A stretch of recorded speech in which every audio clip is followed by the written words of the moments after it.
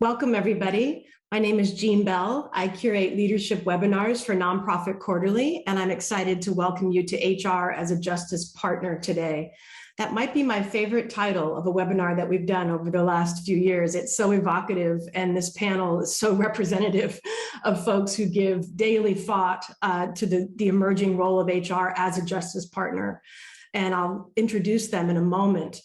For now, in the next slide, I'd like to go over some logistics for today's session. Our session is 90 minutes. We always record our sessions, so don't worry, you will get a recording with the slides in several days. For these larger sessions, we don't use the chat together, we use the Q&A box, and you can put comments, questions, you can upvote each other's comments in there. So we look forward to being in dialogue with you in the Q&A space. We really need your feedback on these sessions. We use it to determine what the next work will be and to provide feedback to our presenters.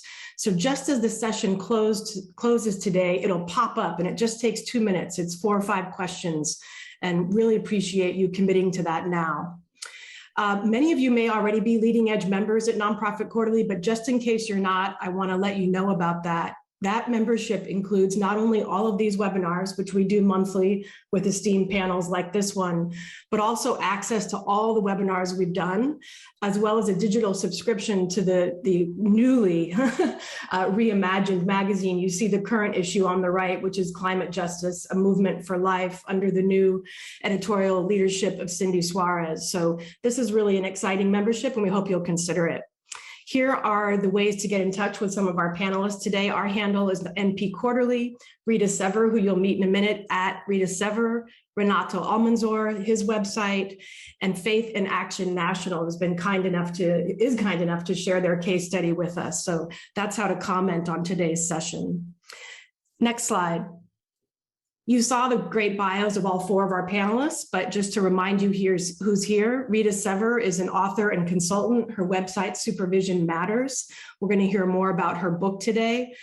And Renato Almanzar is a consultant and very aptly named Transformation Catalyst, who's going to help us think about what Rita's work means in practice for leaders. Isabel Moses is Director of Organizational Development at Faith in Action, and her colleague Crystal Cumbo is Chief People Officer at Faith in Action, and they have been kind enough to join us today to share their story of transformation of HR at a really important organizing group. Next slide, please.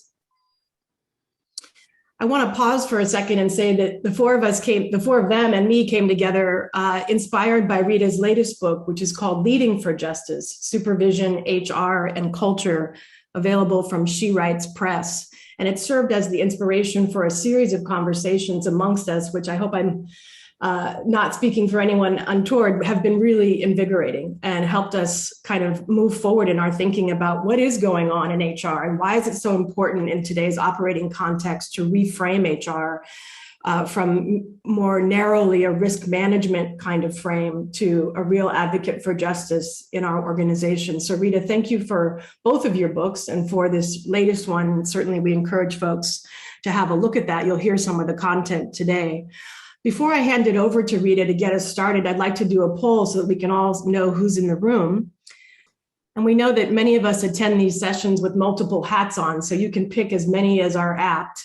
Which of these roles are you bringing with you today? Are you a staff person with some responsibility for HR, an executive director, a staff person not with HR responsibility, a board member, a consultant, a funder, something I didn't think of? So we'll give you a second. You might be 2 or 3 of those things all at once. We have 170 folks in community today, just to let you know. Look forward again to seeing your comments and reactions in the Q&A box. I'm going to end the poll now. Most of you have figured out all the hats you're wearing. And we do have about almost 2/3 of folks who are working with responsibility of some kind for human resources, a number of executive directors, other staff.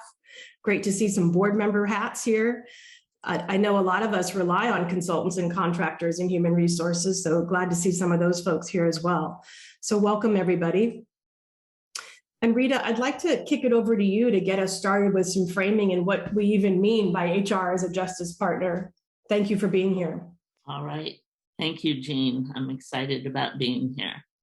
So next slide, please. All right. So I want to start by telling you a little bit about my journey in HR because I really stumbled into HR. I was working at an AIDS agency at the height of the epidemic. And in the way of small grassroots organization, one day the ED came in and said, we just got a grant. We're going to double our staff. So we'll have 16 staff members now. We need somebody to hold these personnel files. Who wants to do it? And I was the administrative person. It made sense and it sounded intriguing. So I raised my hand. That was the start of my career in HR. And I think because I didn't start with formal education, I took the term and the idea of HR to heart. I saw it as a way to support the human resources.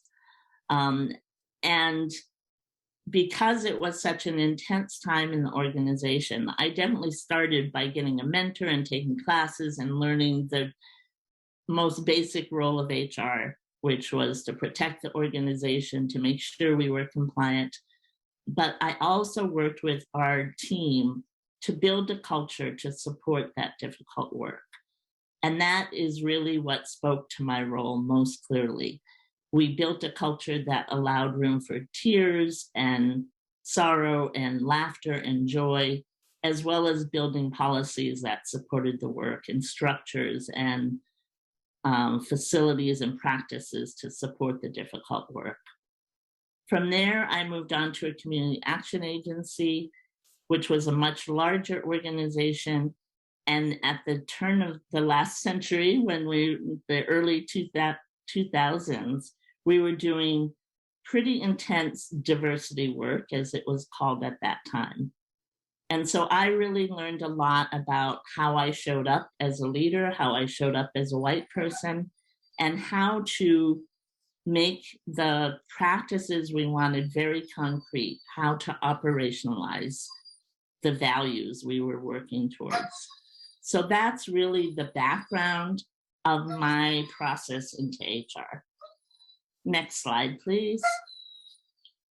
So HR is in a unique role, whether it's one person, a part-time function of another job, or a whole department. HR is in a unique role to operationalize justice.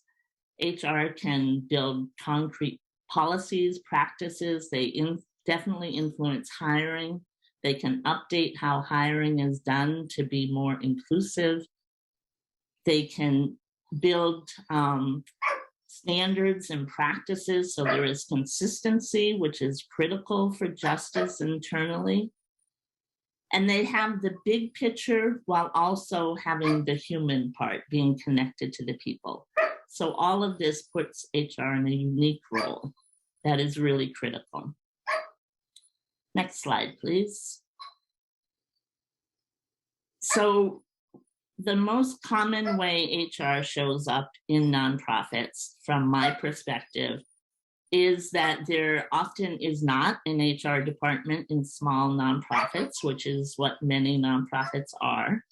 And if there is an HR function, it is often either the ED or the CFO. And so that makes it very transactional, very limited process. And often it comes with a lack of strategy. Now, the comments on the right side of this slide, the impact, they're not cause and effect, but the impact overall on HR is that many people see HR as the police because that's all they have time to do is make sure organizations are compliant. So that's what they're seen as. In too many organizations, they're seen as being directly aligned with management and just the arm of management to keep people under control and make sure nothing gets out of whack.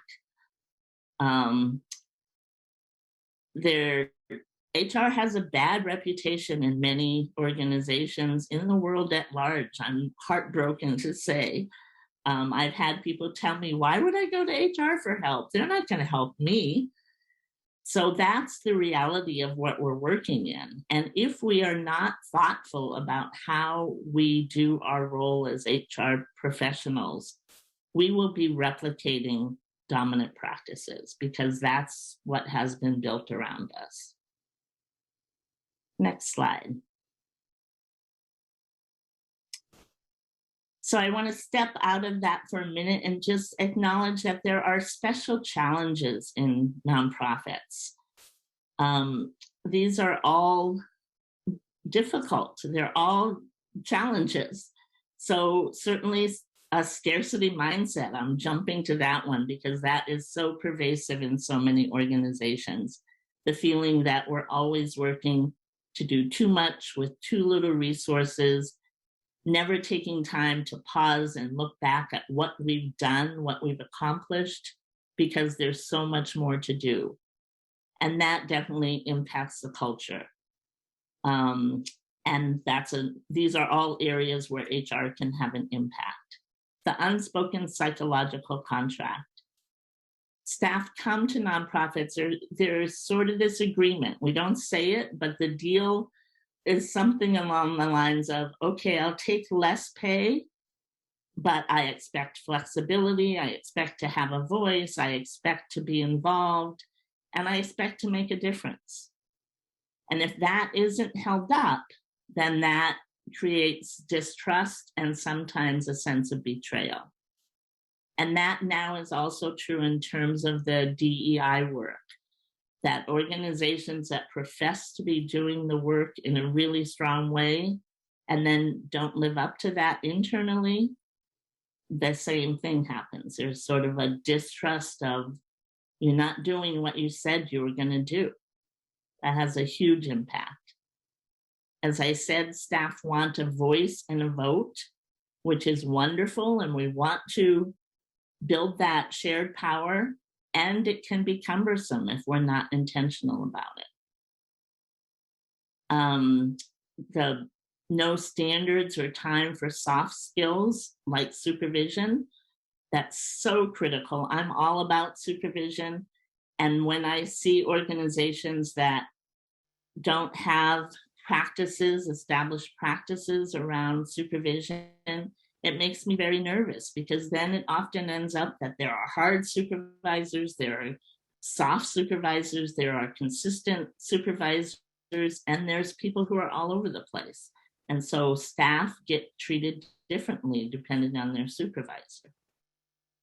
Often there is an attention to who organizations hire, so there's a diverse staff, but not often, but sometimes there's a lack of attention to what do we do after we get a diverse staff? How do we make sure people have their voice and their sense of belonging? How do we extend that to everyone? And how do we make sure there's a pipeline to bring people up to leadership?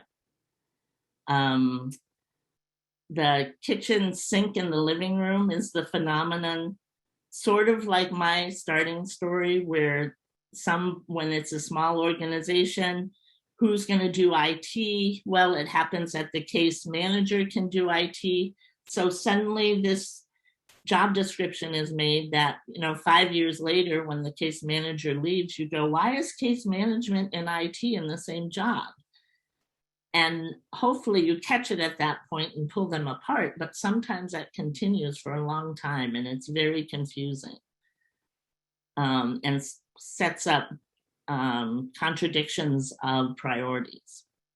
And then the last thing here is the lack of alignment, which is really what my book is about. And the biggest challenge is when the organization is not walking their talk, when they're focusing on justice externally, but their staff feel like they're being mistreated.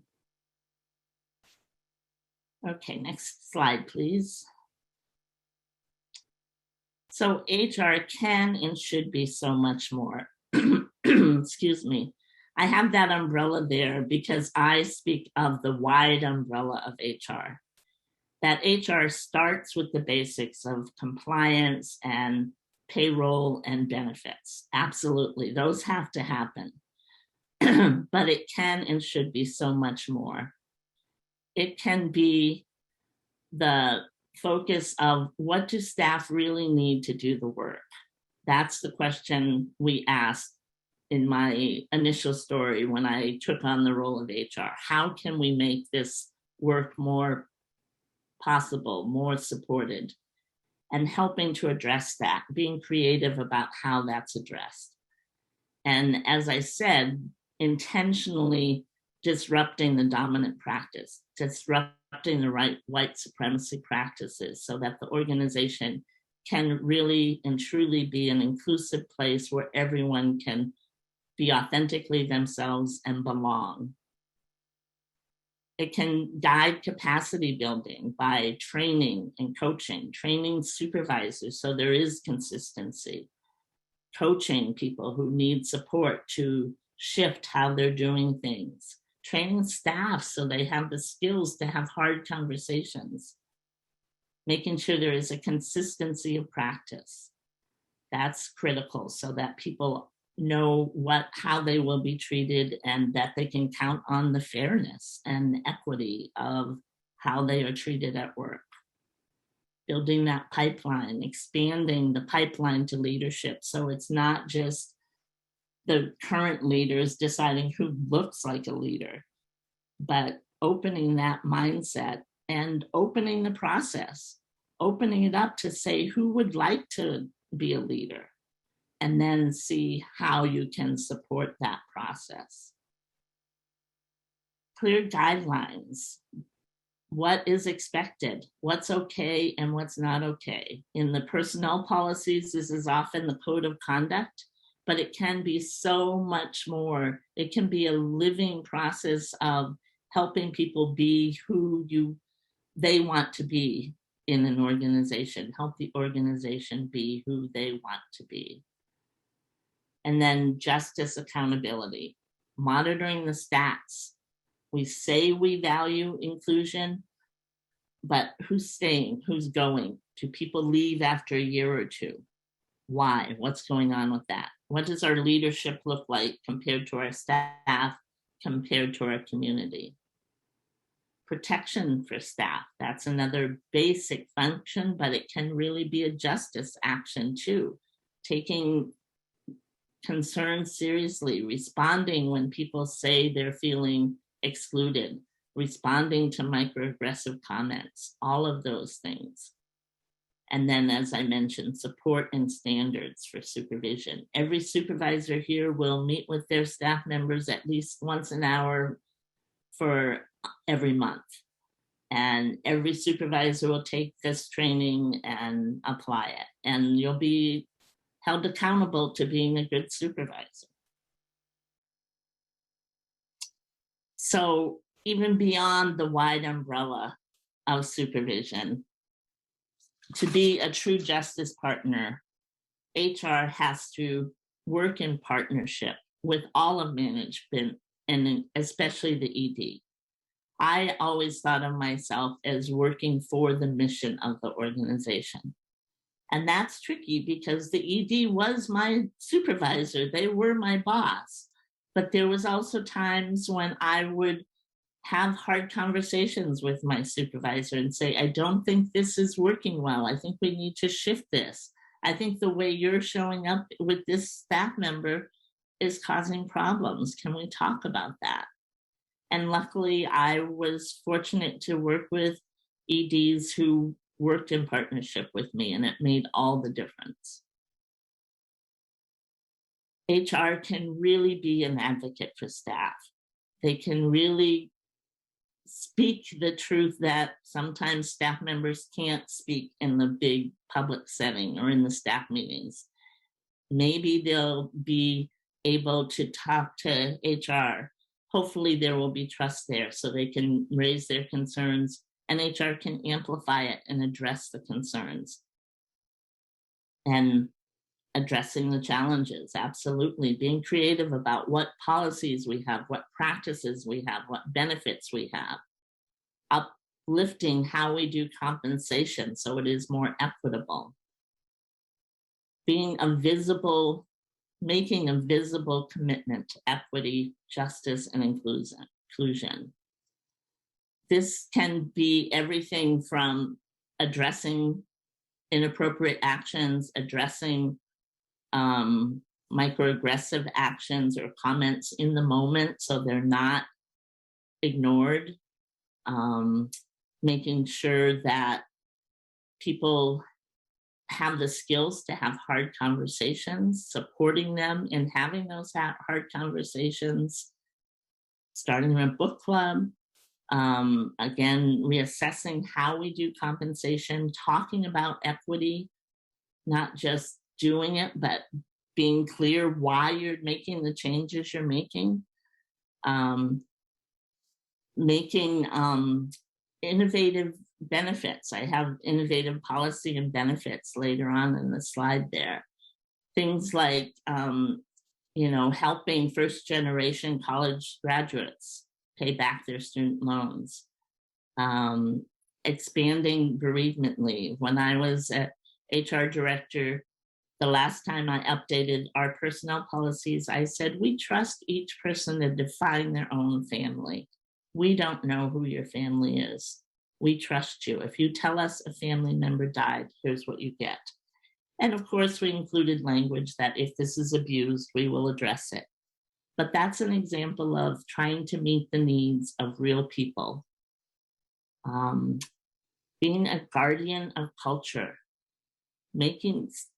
who else is going to look at the culture?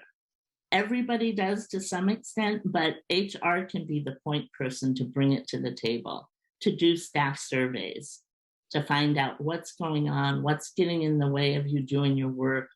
Are you feeling like you belong? If not, what's getting in the way of that? And then naming what you hear and addressing it. And alignment, again, that is so critical to bring the I to that alignment and bring that conversation to the table, to the leadership table, to the staff table. All of these are examples of how HR can be a justice partner. Rita, thank you so much for this grounding. I feel like, I don't know how other people feel on the call, I feel like everybody in an organization, executive director, could just listen to those 15 minutes and reset their understanding of what HR is for and what it can be for. So thank you for walking us through that so thoughtfully. One thing I wanted to lift up, there's so many things, but we have time for one thing right now. Because you're such an advocate for supervision, at a time when a lot of organizations are challenging their hierarchies, right? I'm so intrigued by your commitment to supervision as a methodology. And I know that one of the things that I noticed a lot when I was working in a hierarchy is that people accrued power and therefore supervision responsibility by being good at program or good at fundraising, but not necessarily being good at or even that interested in supervision. And I'm just curious, are there some ways to work around that? That not everybody who is excellent at their core function is also an excellent supervisor? Or do we just try to train them to a baseline and hold them accountable? Absolutely. That is one of the challenges that happens in nonprofits. Not only are people, it's a way to give people more money, so you promote them to management. Right. And often it's you have this whole full-time job and, oh yeah, you supervise 6 people. Yeah. So I think that's part of the idea of building a strategy of HR and supervision. And I want to acknowledge that supervision has a lot of baggage, the term supervision. The first section in my book is called Sorted Words, and it talks about the baggage that term has. But I think what you're mentioning is critical, Jean, that if people don't want to be supervisors, then why are we making them? And that's different than somebody who wants to be, but they don't have the skills. Right. Either case calls for training, but it is a big question of why are we making people supervise? Yeah. Yeah, thank you for that. And somebody in the Q&A has said, are there recommendations for good supervisor training? Because I almost feel like we're in this kind of moment of risking throwing the baby out with the bathwater. I'm sorry for that gross phrase, but even the word training has a has a kind of a flat impact right now. Oh, one and done trainings don't work, blah blah blah. It's like, well, wait a second. There is a toolbox, I hear you saying, for supervision, and it is important if people are going to supervise to train. So do you believe in bringing all supervisors in an organization, into a training process? Absolutely. That's a big part of what I do. And part Okay. of the value of that is not only the tidbits of knowledge and the process of supervision, but building a common language and a common approach to supervision. Yeah. So there are other people who do that. The Management Center has good trainings. My first book is all about supervision. So I definitely believe there is value not only in training, but in coaching and in talking to each other about how do we do this. I appreciate that. And we'll definitely include resources to Rita's books, her website, as well as she just mentioned the Management Center, which is a different organization that has great capacity building tools. For now, I would love to turn it over to Renato to build on that and dig into the implications for practice amongst staffs. Renato, welcome. Yeah, thanks for having me. And I continue to gush over you, Rita. And folks might know that, I want to share that Rita and I have known each other and we've worked together for over a decade. And if you haven't experienced her 3 Keys of Supervision, right, which I highly recommend, and Supervision Matters, her first book, and then even her newsletter, which for me became problematic at times because I was trying to practice some of your new tools that you put in the newsletter. And then my staff said, Renato, I read Rita's newsletter too, right? So they knew what I was trying, and I was like, that was good, right? So really, it's really an empowering thing. But thank you again for welcoming me on to this. And what I love to share, and folks know that my full name is Dr. Renato Patrick Insiong Inabangan Almanzor Jr. And it is fine if you call me Renato. And I share that with you because I bring all of who I am with me, just as it's my assumption that you all bring all of who you are with you. And when we're talking about human resources as a justice partner, we're actually assuming and asking that we bring all of who we are into our work, into our organizations, into our communities. And what's tricky about that, I would say, is that my practice has been to acknowledge the world as it is. And what I've done is learn that the world is glorious and that the world is wretched. And from that, it's informed me that sometimes I can be wonderful and sometimes I can be woeful. But what I've realized, being able to work with folks like Rita and Jean, and even with my new colleagues, Crystal and Isabel, whom I've also been gushing over, is the idea that we can surround ourselves with folks who give us that loving and powerful feedback that suggests, that lets us know that I may not be as glorious as I think I am, nor am I as wretched as I think I am. So part of it is, how do we get that feedback and be partners in all of this work together? And so I also want to just share that, feel like I've been doing this work quite a while. And in a lot of ways, I got into leadership development in particular and organization development change because I wanted to change the world. And I thought at one point I wanted to change the world one person at a time.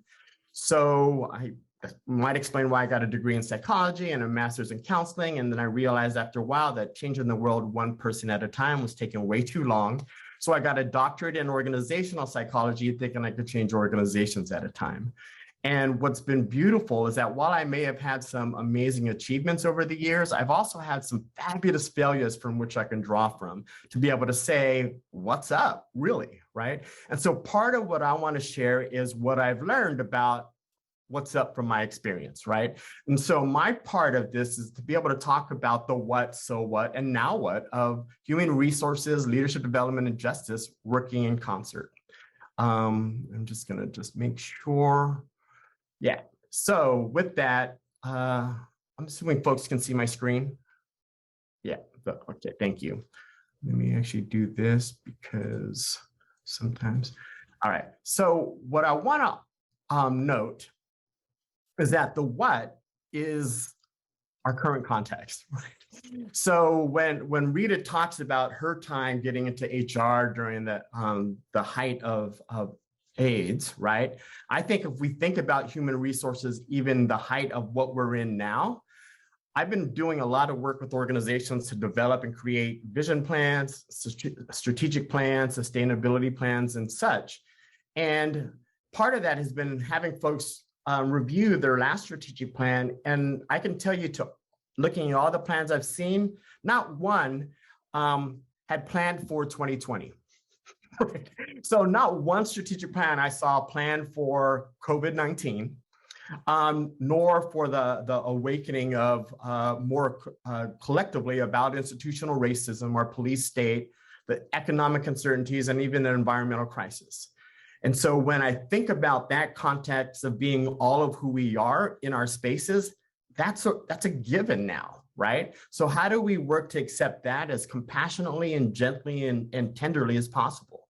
Because it's required that our organizations, then many of our organizations, are calibrating strategic directions, sustainability, their principles and values even, and then while the blurs are happening, right? So being able to say, hey, let's have a meeting, but in the meeting, you'll see people walking by behind us or hearing our dogs. And for me, you'll often hear my washing machine and those kinds of things, right? And so it means being able to work on it and in it simultaneously. And it has impacted us individually, right? For me, physically, mentally, emotionally, and spiritually, in our relationships, even my relationship with myself, as well as the community and broadly, and then in our work, which is in the world and how we can contribute in the communities there. So I wanted to just note that, because what's beautiful about working with folks like Rita over the years is being able to say, what now? What now? And what we've often been able to say is what we need to do now is actually just reflect on the what. And so this is what I want to share with you about that what, right? One is that we have habits in the kinds of contexts in which we're operating. That habit is when all these contextual things are happening, we start to develop a sense of urgency. And what we've learned, at least in my work, is we need to pivot a bit and be able to pause. Not just act for the sake of acting, not just create a sense of urgency that gets us to move, but really to pause. And at the same time, acknowledge that, hey, we can pause so that our habit is then to better predict and control each other, right? Better predict and control our practices or our structures. And what I'm suggesting is that what we're learning, if we're being justice partners, is that this pause is actually to do something different. It's to deeply listen and reflect on how we're doing together, right? And the guiding principle there instead is compassion. How do we feel with rather than feel for? At the same time, I want to acknowledge that there are some operating principles, though, that we've been grown accustomed to. Because the sense of urgency and predicting control isn't a blame and shame thing. It really is because our organizations have an operating principle, I think, of paternalism and perfectionism. That those in certain places of the hierarchy, and Jean alluded to this, right, are the ones who need to be able to think about how this implies, what are the implications for everybody else? And instead, we're saying, hey, could it be that we pivot to be able to reckon with the world as it is? I want to acknowledge my friends at Change Elemental who helped me understand that kind of concept, to be able to figure out what does acceptance really mean, right? Accepting, again, of the world as glorious and it's wretched. And that's what we're going to do a little bit differently, not try to work in a place of delusion or stealth expectations, but really be guided by this sense of equanimity. How do we have a degree of calmness without attachment or aversion or indifference to the way we want the world to be?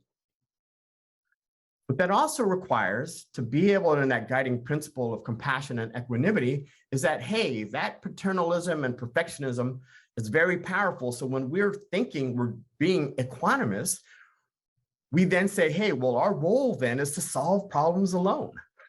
Let's solve how to be as equanimous as possible based on our vertical accountability. But what we recognize is that that operating principle there is one of individualism and separateness. And I'm asking that we pivot, we involve more people. The idea that human resources, again, this broad umbrella that Rita described, is about nothing about us without us. And so the something different is, how do we gather together in whatever ways we can gather together to experience what is? And then it is the guiding principle of community, right? How do we develop a structure of belonging? But the challenge is, even when we start to gather and have communities, we might even say, wait, can we have a group that leads us? Well, what's trippy and tricky about that group that we might say, let's have a volunteer of folks leading this work, is that they believe that their role is to then power hoard. Oh, now we got a diverse equity committee or human resources committee to really guide this work. And their practice and how we're socialized to be is to power hoard, figure out, okay, how do we now bust people? Right? And what we're saying instead is, when we gather folks to be leaders, really what we want to do is build power. One of the definitions I have for leadership is to develop other leaders, not find more followers. So what are they doing as they build powers? They're building power around changing policies, structures, and the conditions for our interactions. And that we're really guided by, how do we share power? How do we share power within our organization? And you already may be asking, wow, well, Rita gave us a whole bunch of stuff and Renato just gave us a whole bunch of stuff. How do we do this? I love this book by Peter Block, where his titles, the answer to how is yes. We commit to it. We commit to it by saying, hey, we had this sense of urgency, and can we kind of think about the sense of urgency more from a sense of moving at the speed of trust? How do we do that? Well, that's going to require something different, which is things like transparency and some degree of vulnerability, even generosity. And the guiding principle there is, how can we be as honest with ourselves and accountable for the things that we say we're going to do or what we want to held accountable to around our principles?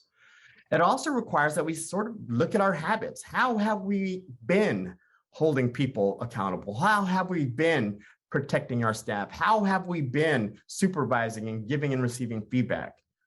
And so when we pivot, we do capacity building in the presence of that. And what is different is we're really, again, structuring belonging, being able to acknowledge that there are some things that we do that's othering more than belonging. And the guiding principle is, how do we then respect ourselves, each other, and our collective, as well as the work that we're doing going forward. And for me, I'm a researcher in a lot of ways, right? I used to teach research design, and I love that class because I always taught my students that research is really licensed to be nosy. And I am one of the nosiest people I know. And all that to say, but it's nosy with a focus, right? So how are we curious about what are these dimensions of inquiry and action for justice partnership? Well, for me, what I would offer is, we're looking at our structures, programs, services, and practices. How, not if, we are cooperating with white supremacy or cooperating with anti-racism. You know, that's some of the practice I learned from my colleague Maureen Benson and Deidre Barber, right? When we talk about what else we're looking at relationships. To what extent do folks experience belonging? So not just that they're there, but they feel like what's there is theirs, right? So community has that dual connotation that I have a sense of belonging, and what we're doing belongs to me. And we're also looking at our intentions and results. And let me bring it a little bit more tighter, right? For me, when we're talking about structures, programs, services, and practices, I believe we're looking at how power manifests. When we're talking about relationships, I think we're talking about how are we experiencing love. And when we're talking about intentions and results, I think we're talking about how are we applying justice, right? And I love this quote that I always use from Martin Luther King Jr., where he said that power without love is reckless and abusive. Love without power is sentimental and anemic. Power at its best is love implementing the demands of justice, and justice at its best is power correcting everything that stands against love. So when we're talking about how do we get nosy about justice partnership, it's being able to acknowledge what's the interconnection, the interbeing of power, love, and justice, not just about being power, not just about being loving, not just about being justly oriented. It's how are we being interdependently powerful, loving, and just as we kind of do our work. And that's not easy, right? So, and that's the work. And that's why I'm so grateful to be able to surround myself with people who lovingly and annoyingly give me feedback, right? But they support me enough to be able to say, Renato, we want to help us be our most, what I would say, our divine selves. So just wanted to kind of offer some of that perspective in our work. Ooh. Wow. If you're like me, you had so many images, memories of experiences that don't unfortunately live up to that sharing of power, that emphasizing of unsentimental love inside an organizational context. And Rita, you talked about it when you said in maybe your second or third slide, when you said, if we kind of like, if we're not paying attention, we could look up and have recreated these practices, what Renato's calling habits. Even though our personal values or even our stated organizational values are contrary to those habits. And Renato, given the work that you do as a transformation catalyst in organizational change, where do you start when even the HR person with wonderful values feels like they're up against a system that doesn't want to examine its habits? And people that don't feel like they have time in the scarcity mindset to examine their habits. What's a door to walk through? Yeah. So this is where, again, this one of the talks I gave around, so I do some talks at the East Bay Meditation Center in Oakland, and the videos are available. And one of the talks I gave was accountability as a spiritual and social justice practice, right? And one of the things I talk about in that is I draw from Ubuntu and Sawubona, the idea that Ubuntu is I am because we are, and Sawubona being that I see you and you see me and we are together, right? So part of what we're developing is community, right? Are we willing to say that we belong to each other? Right. And so for me, and I talked with Rita about this probably a few months ago, I took from her 3 elements, 3 keys of supervision towards what are the 3 keys to really accountability partnership. So I'm working with an organization that doesn't have hierarchy, quote unquote, and they're trying to figure out how to be a collective that holds each other accountable. So the invitation is, how are we willing to be accountability partners to each other? And we have to change our practices of accountability being about blaming, shaming, canceling, and busting to one of agreeing to be in partnership, clarifying expectations and commitments, and then being able to give and receive feedback, assuming the divinity in each of us, right? And so again, I use that divinity word as my practice, but others might be able to say, what's the good at our core at all of us? So, I don't take for granted that I may be the only contact with love somebody has that day. And I think part of my work in doing this social justice, especially, is how do I actively try to fall in love with people on a regular basis, right? But it's not, again, love for the sentimental anemic, because it's love and power towards justice. How do we see and be seen? So I'm not even sure I answer your question, Jean, but I think it's in relationships.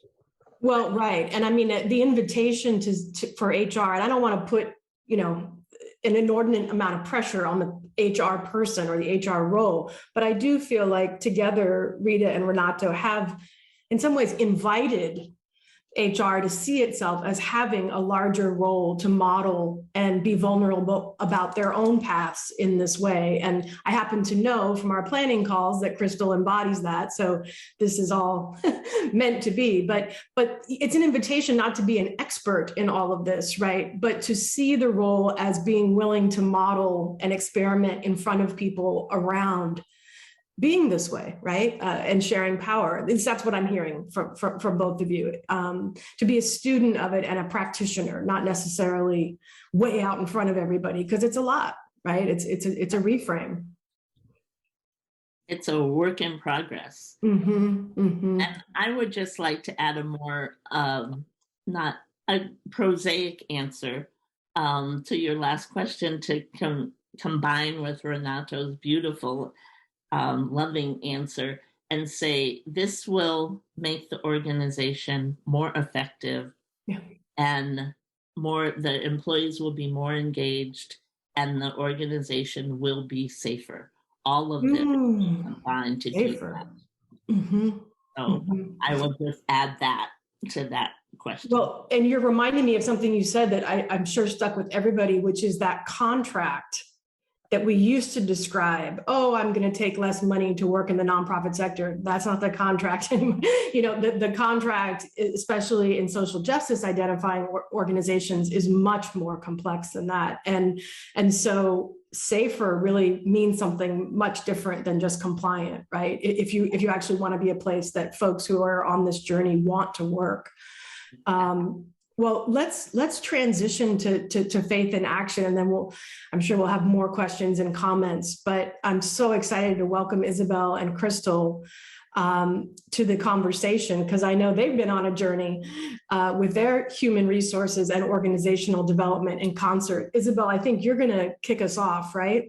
Yes. Yeah, I'm so excited to be with you all, and it's been lovely getting to know you through this discovery process as we kind of came together to figure out what we wanted to share with everyone today. And I'm really delighted to be here with my dear colleague and friend, Crystal Cumbo, our Chief People Officer, and we're going to be kind of tag teaming here to share a little bit about our journey.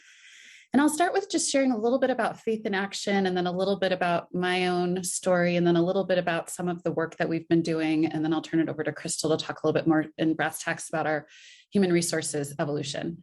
So, and you can go ahead and put up the first slide, please, on slide 16. So Faith in Action is the nation's largest faith-based, slide 16, please.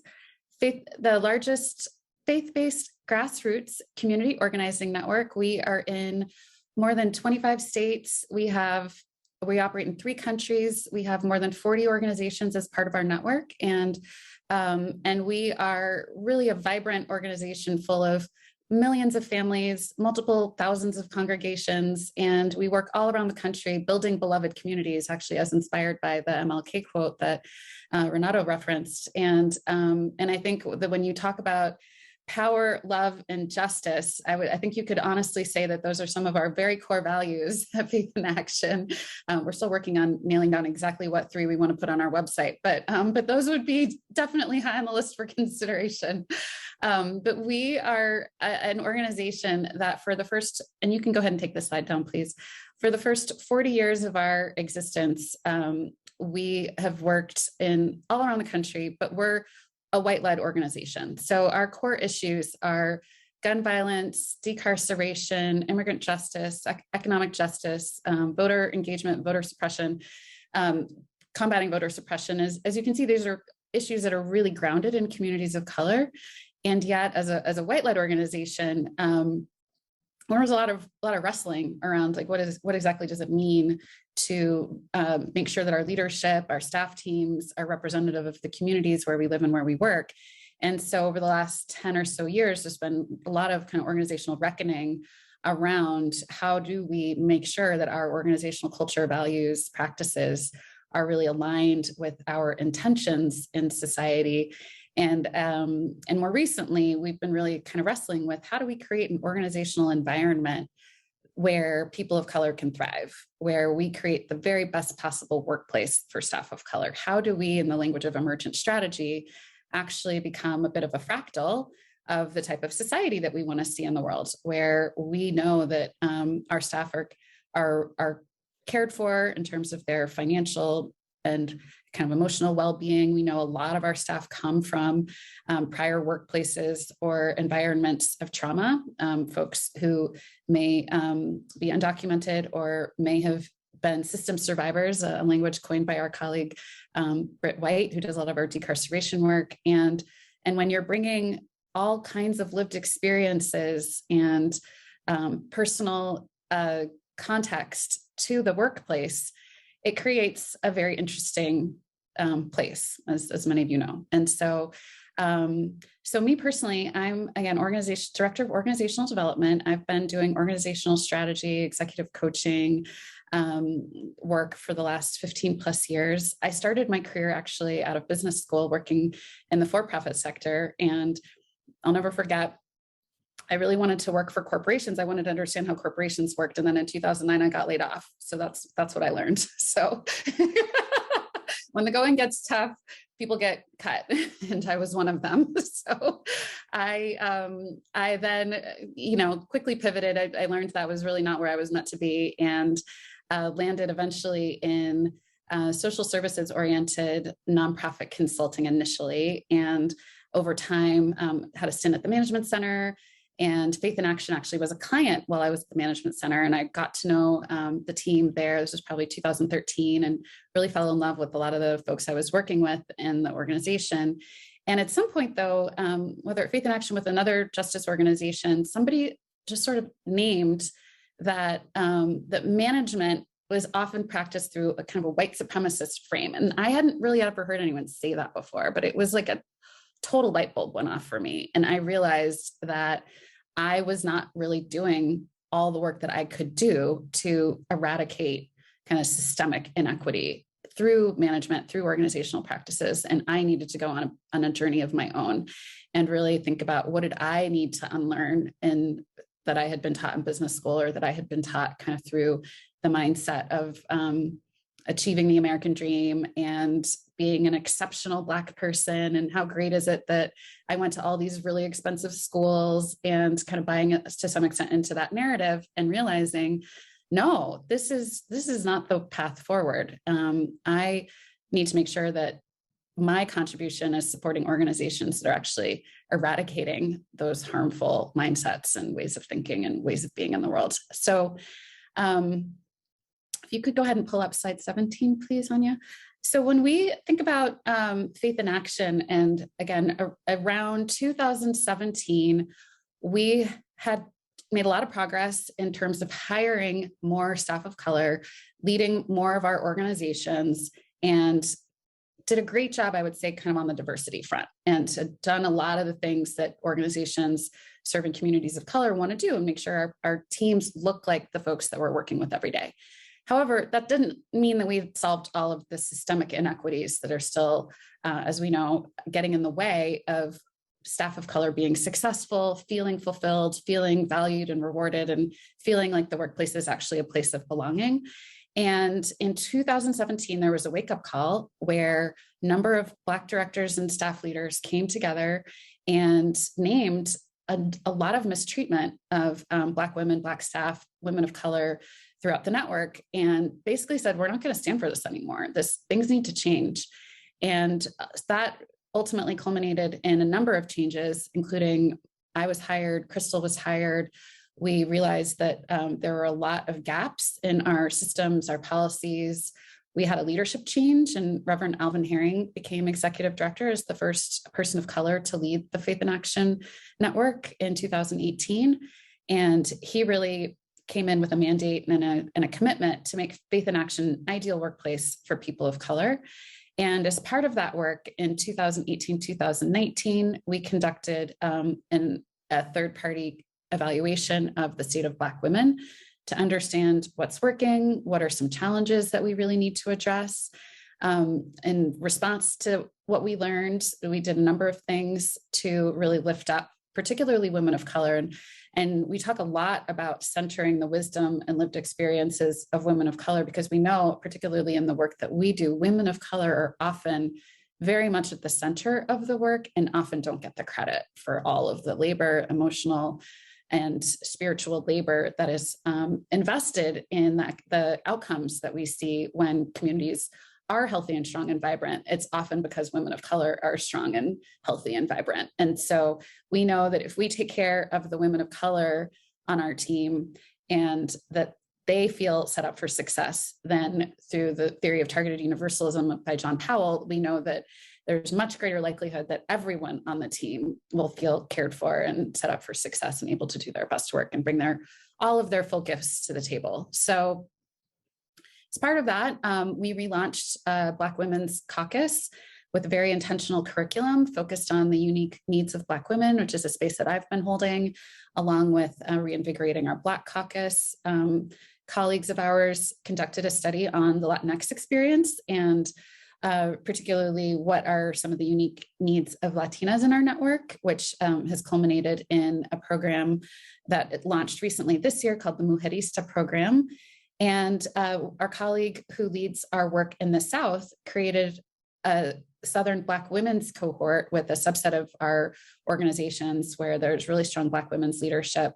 And together they've been developing a regional strategy. They've done collective fundraising, cultivated a really powerful leadership development program so that they could collectively build more power. And one of the huge wins of that was the amazing work that our partner New Georgia Project has been doing related to the Senate races, as we know, that were very pivotal in earlier this year at the beginning of 2021.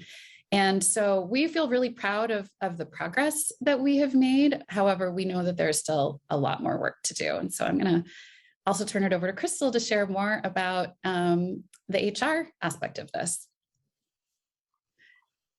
Thank you, Isabel. Thank you so much, Isabel. And thank you, Rita and Renato, for grounding us with your stories. Rita, I know a lot of what you had mentioned around stumbling into HR, it truly resonates with me. I have been in human resources practicing as a subject matter expert, if I can say that, for over 20 years. And I truly did stumble, just like you, in dealing with the more administrative components, the more tactical components, and those components of each and every one of our jobs that are less favored, right?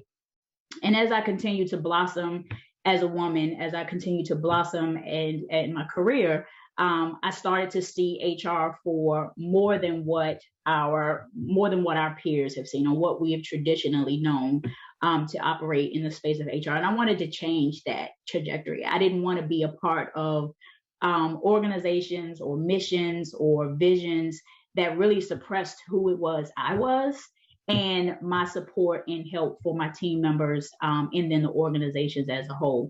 So a lot of what you stated, Rita, truly resonates with me. And Renato, a lot of what you have outlined as far as the flourishing of HR professionals and how to really hone in on those leadership opportunities, the accountability measures that we as professionals in this space must, put in place in our organizations is really why we're here. And it's really why this work oftentimes goes unseen in the HR space. And why I'm so very proud to be not only a team member of Faith in Action, but to be a part of this panel with each and every one of you. So just a little bit of backstory for me is I have been in HR my entire career. My entire career spans over 20 years.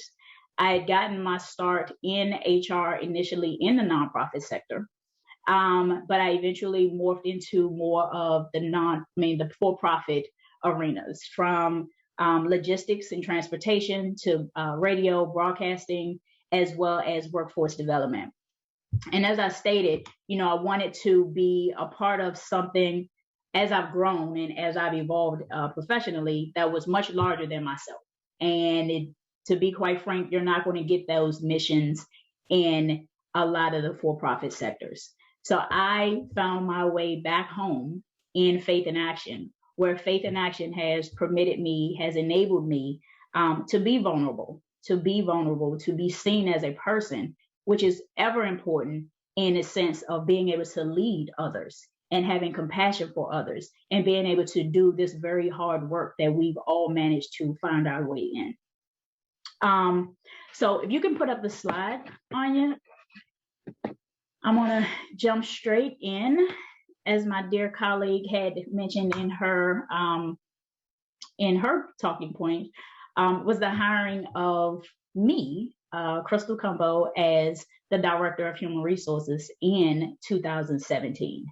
I was brought in as the first ever HR professional in the 45-year history of this organization. I don't know about you all, but if that isn't a feat for one person to take on, I don't know what is.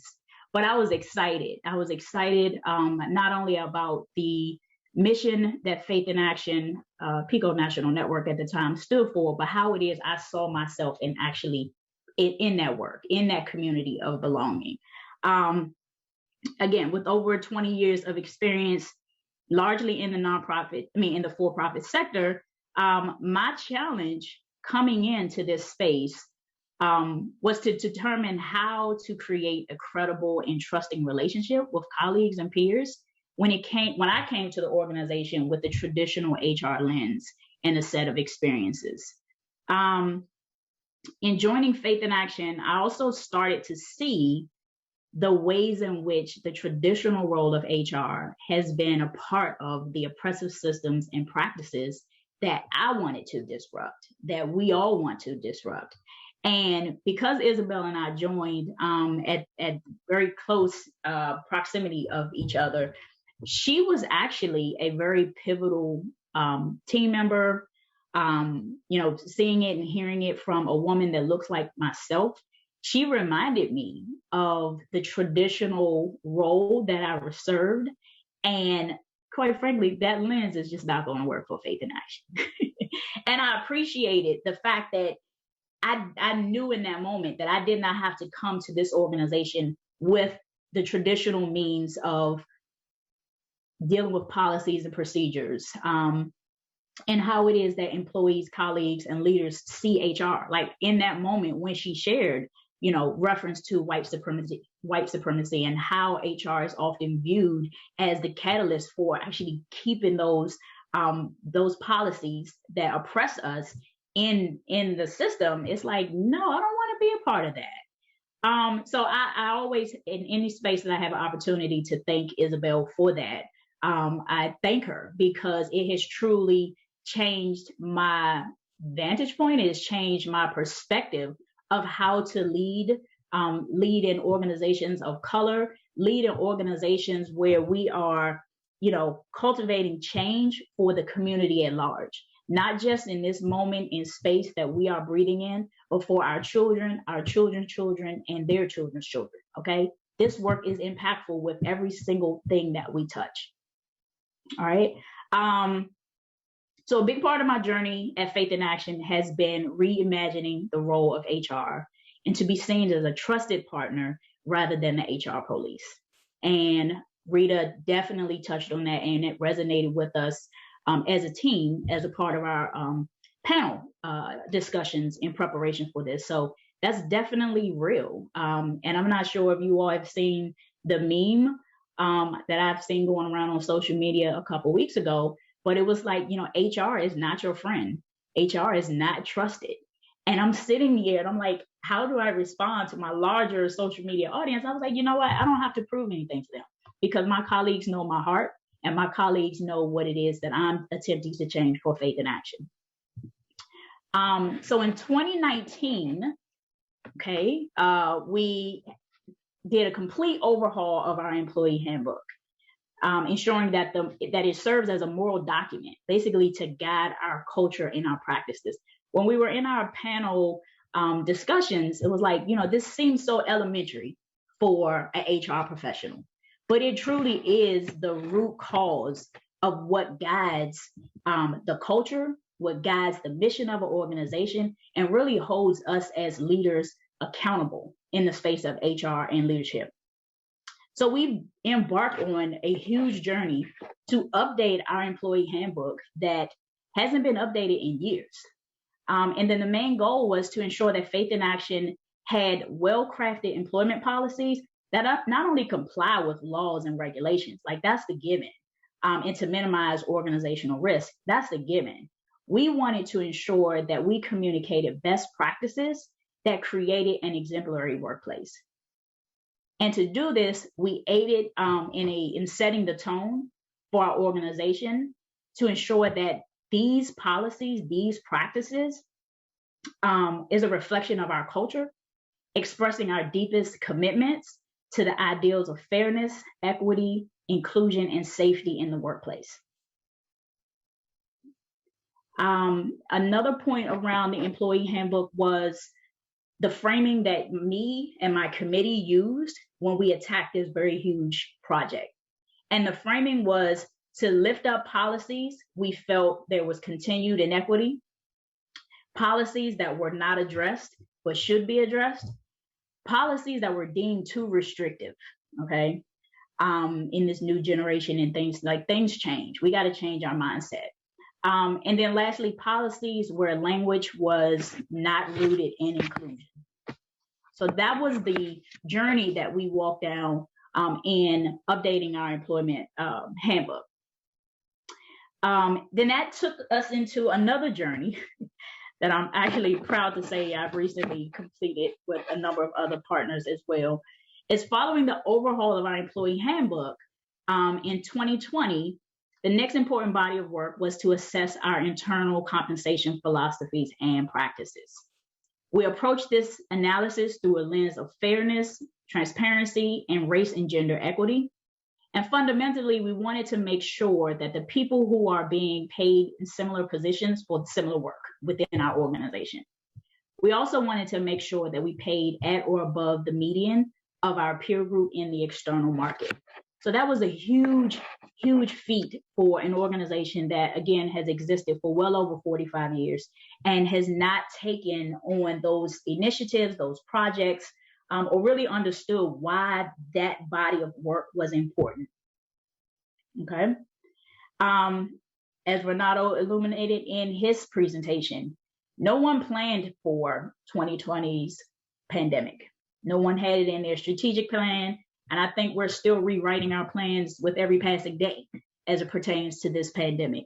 But one of the things that really came out of the leadership of Faith in Action during this very tough time for everyone, our colleagues, their family, and the communities that we serve, is that we reevaluated our leave policies. And we wanted to increase flexibility to prioritize the well-being of our staff team. Like that, we just cannot express that importance enough, because without our staff, the work that we do is next to impossible. But we had to also acknowledge that folks were really hurting. Folks were deeply impacted. Folks are still impacted by the aftermath on the ongoing matters of this pandemic. And if I can say, I can definitely vouch for the fact that I'm holding the policies, I'm implementing the policies, I'm the enforcer of the policies. And in that moment in time, I was just like, to heck with the policies. Like, we have got to approach this in a means where we're leading with compassion and extreme flexibility around this, because no one has ever dealt with anything to this magnitude in our careers, definitely not mine. So in 2021, which is where we are now, we have completed the benchmarking and benefits study, where we have salary ranges and clearly defined career level for each and every one of our team members and the roles within the organization. This process has helped us to understand and recognize the work and contributions that each of our team members make to the organization, and to understand our compensation strategy within the broader picture of total rewards at Faith in Action. Together, we developed a more systematic and intentional approach to compensation and career development, clearly articulating the differences between levels in the organization that supports and clarifies what advancement looks like in our organization. And then lastly, as we approach the end of the year, we've completed an organizational structure redesign to increase the leadership of several women of color, including several promotions, of which you see the face of both Isabel and I in this moment in time. Next slide, please.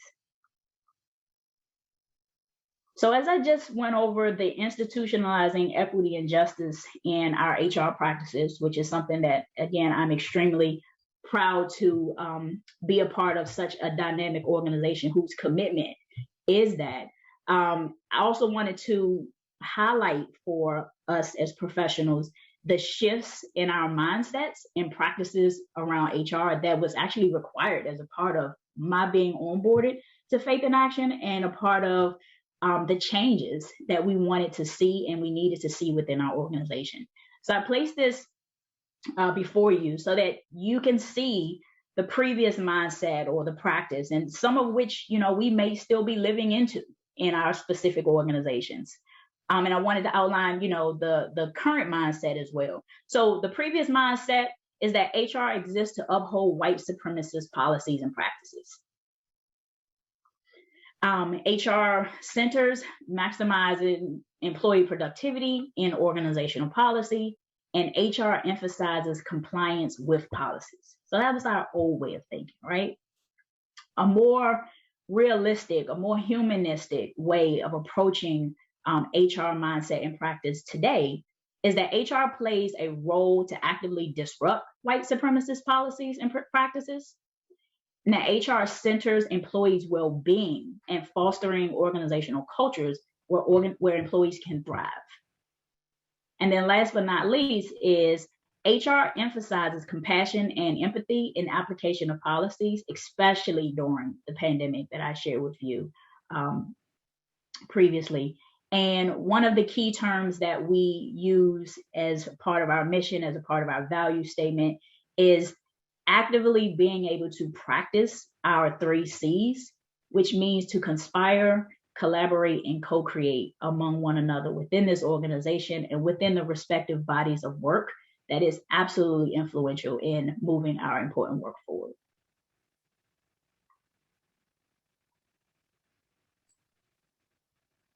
Crystal, thank you so much. And that fostered any number of questions and comments. So I'm going to pepper them to you a little bit here, and others can feel welcome to chime in as well.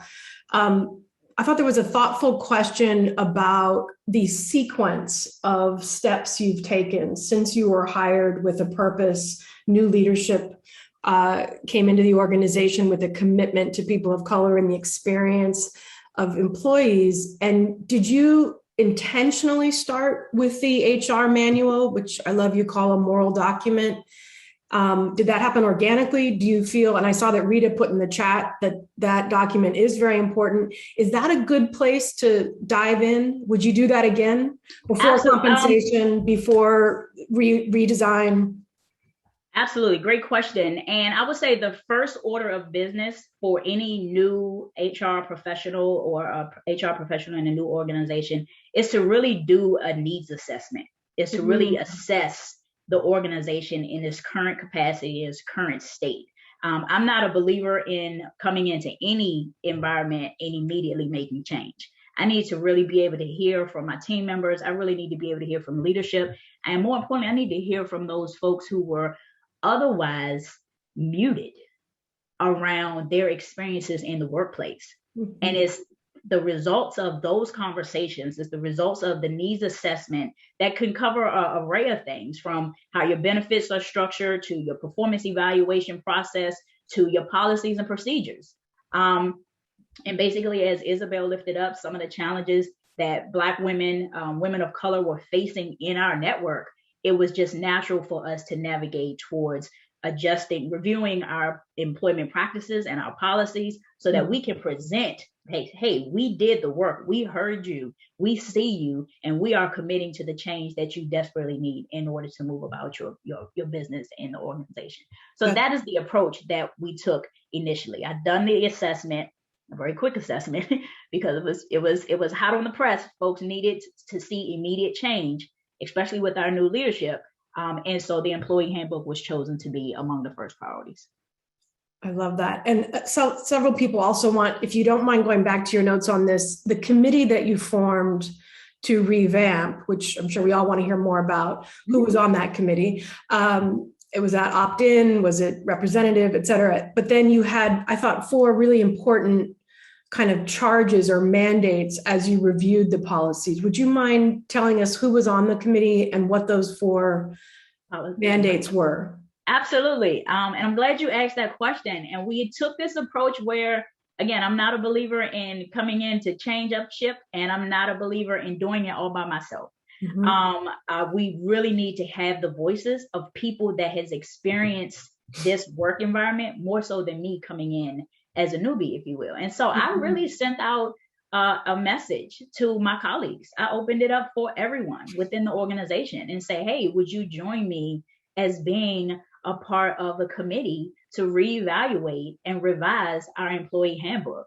And the levels of participation was amazing, but more so in that the participation wasn't from typical leadership. It wasn't from the highest level within the organization that wanted to be a part of the committee. It was folks that actually see the work on the ground and the challenges that the organization has been facing. So Isabel, she's a part of all of my committees. She was among the committee members. I had program managers who were or coordinators who were among my committee. I had folks who were in data or in fund development. I mean, people who traditionally do not have an HR lens and probably beyond writing a memo would not ordinarily understand the gravity of rewriting policies. So I just thought it was a very equitable approach that we took to really be inclusive of everybody's ideas and experiences. So that's what made up my committee. And the framing for the employee handbook, let me get my notes, was, again, we approached the evaluation and review of every policy, whereby we lifted up policies we felt were where there was continued inequity, policies that were not addressed but should have been, policies that we deemed too restrictive, like too restrictive, like what are we trying to do here? And then lastly, and just as importantly, policies where language was not rooted in inclusion. And we revamped that entire employee handbook. And now it is something that we all can be proud of. And it's something that we all often refer to because of the commitment of our executive director, of myself, and other leaders within the organization to not only present it as a moral document, but actually live this. And the commitment to hold folks accountable. Isabel, would you like to chime in? Yes, I was, well, I know the question that Crystal just asked was about the handbook overhaul, but I wanted to address the question about some of our organizational structure work as well, because I just think it's important to name that part of what we did with what the organizational structure overhaul was really elevate the leadership of some team members who historically had not had the level of authority that they felt they in some ways deserved, having been in the organization in some cases for 15 plus years, to really create the teams that they felt they needed to be successful. So we promoted Andrea Marta, who's our Chief Strategy Officer, and she has been organizing at Faith in Action since she was literally 14 years old. And she also leads our C4 Faith in Action Fund. And she kind of had a vision around what it would take to really flip the formula of voting programs, where right now a lot of folks think about, how do we get the white moderate to come to our side, as opposed to actually just turning out the vote in communities of color where voter engagement rates are highly suppressed. And so, and my point in saying that is that we really wanted to give Andrea a lot of opportunity to really think about what is the team that I need in order to be successful. So while it wasn't necessarily like an all team effort to kind of define the teams, we really wanted to give leaders that we felt really had a vision. And so similarly, Phyllis Hill, our National Director of Organizing, a Black woman who moved to Georgia to really saw an opportunity in Georgia to have a powerful impact on the trajectory of the state, which we know has now come to pass in a lot of ways, and have this vision around how do I actually build out an organizing program that centers Black women, that centers the lived experiences of people of color, and what is the team that I need to do that? And so we're really supporting her to actually think about like, what's the team that I need? So it's I want to be careful about not making it sound like hierarchy is inherently a bad thing. So we've been reading Reinventing Organizations. We've been reading Emergent Strategy. I've been really reading the Power Manual. So those are some of the books I've sent to Crystal so that we can be reading buddies. Crystal's like, not another damn book. We have so many. And Rita, we're reading your book too. But we know that there's some really interesting and innovative ideas out there about how do we actually reimagine kind of organizational structures. And I think we're trying to find the middle ground. Like, we believe that teams are really the vehicle for a lot of the work to get done, and they don't have to kind of operate through kind of historical hierarchical models, but that doesn't mean that there isn't a role for hierarchy. So I think we're trying to figure out what does that navigation look like as we think about our org design kind of going forward. So really trying to identify like who are some key leaders that we believe have really clear vision about their work. What teams do they need in order to feel set up for success? How do we think about the intersection of those teams so that we're kind of minimizing siloing as much as possible and really supporting interdependence rather than individualism? And so again, even though we want to really support key leaders, we also want them to feel supported themselves and not that they're carrying all this work in unrealistic and overly burdensome ways. So we're actually hiring like crazy right now to make sure that the workload is sustainable for our team members and to try and really practice what we're preaching around if we can actually do this work in ways that sustain us and fulfill us, then we can do it for a long time. We're going to be more likely to win. We just know that if we burn our people out, we lose because when you redevelop, every time you train and hire a new person, they leave in 2 years and you do it again, you lose so much momentum. So I think we now really see that the well-being of our people is a key strategy for winning, and we can't separate those things. So. Thank you so much. And just a heads up, in our last 7 minutes or so, I'm going to give Renato and then Rita a chance to just kind of comment in closing. So that's coming in a moment. I also wanted to lift up what the two of you are modeling, which, how many staff do you have in the main office at Faith in Action? Sorry. You're on mute, Crystal. We're probably up to like 55 now. We're like Isabel said, we're hiring like crazy, and I haven't updated.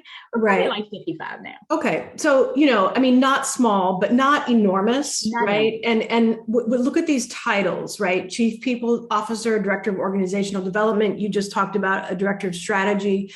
So that's been something I've really taken away from getting to know both of you. And the way that you have talked about HR today in a very seamless way between the work, the people, the values of the organization. And I feel like that's a key takeaway for me that I think is worth lifting up. This is not only about size, right? It's actually about understanding what the work is. And as Rita said, what do staff need to do the work? What do they actually need to do this work? And so I really appreciate the partnership that the two of you have modeled in this process. I also wanted to briefly give you a chance, Crystal, to talk about, because we've talked a lot about vulnerability in this conversation, what it was like to go through that personal journey while you were responsible, as you said, and kind of with and in front of your colleagues, your own transformation around what it means to lead human resources. Ooh, absolutely. Well, like I said, I have been in HR for my entire career. It's like once I tapped into it, I knew this is where I wanted to be. And I just saw the growth and the evolution that can come of an HR professional. But what I wasn't expecting is the transformation that I would get when I joined the Faith in Action team. Transformation in that I was actually able to not only live my experiences, but show up as my authentic self. Like it was just unacceptable among my peers for me to show up as anything but. And that level of welcoming, that level of understanding that, hey, I know we got a lot of work to do, and I appreciate you, tackling the body of work that comes with it. Just be patient with us, because one of my other dear colleagues, he always say, we don't know what we don't know.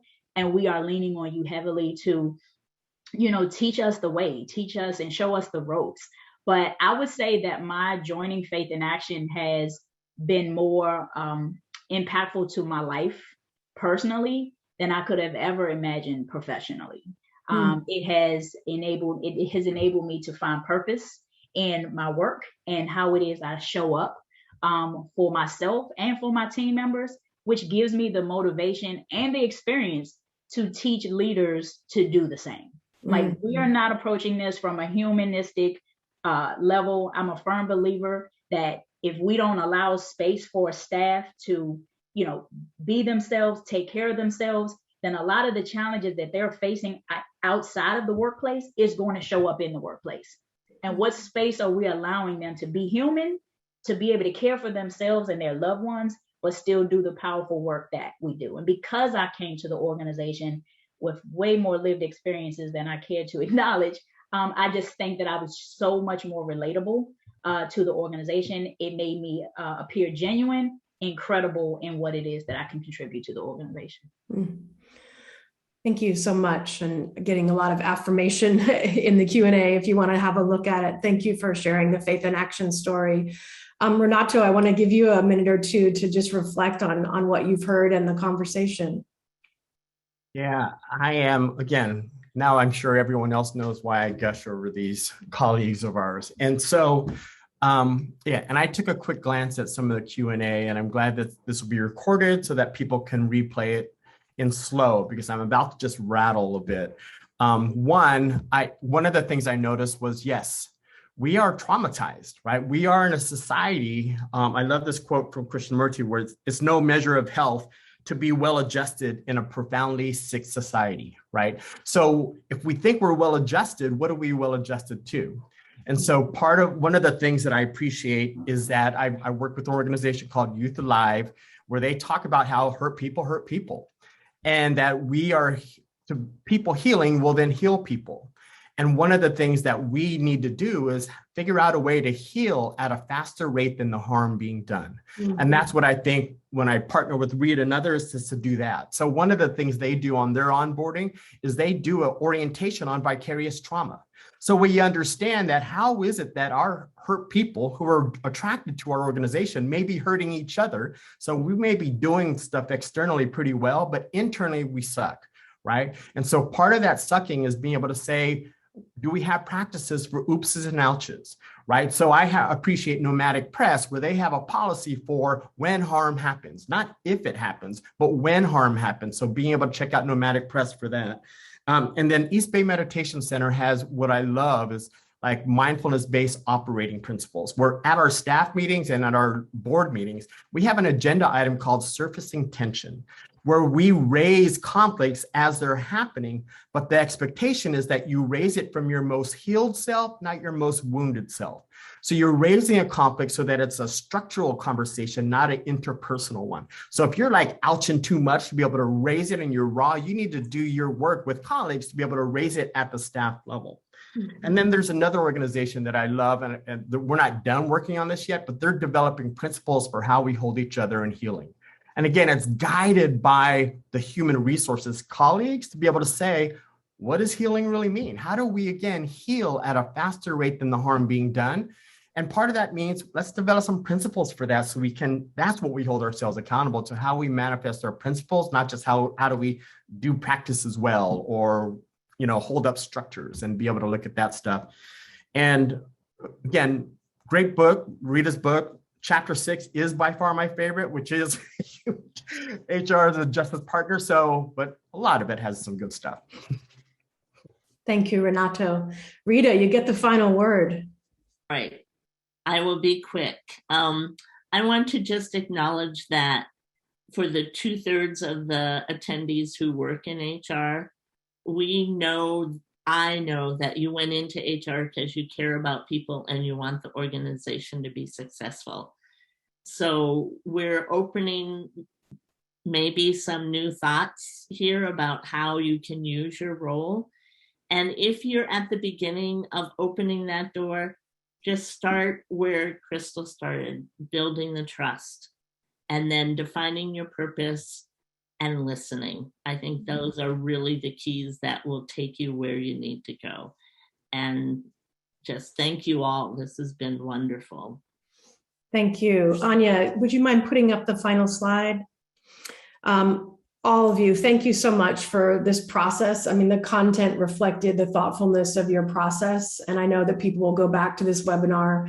And I've written down many, many, many resources, probably the most ever named in a single webinar. So when you get this recording, folks, we'll list all of those links so that you have all the books and websites that our panel has mentioned.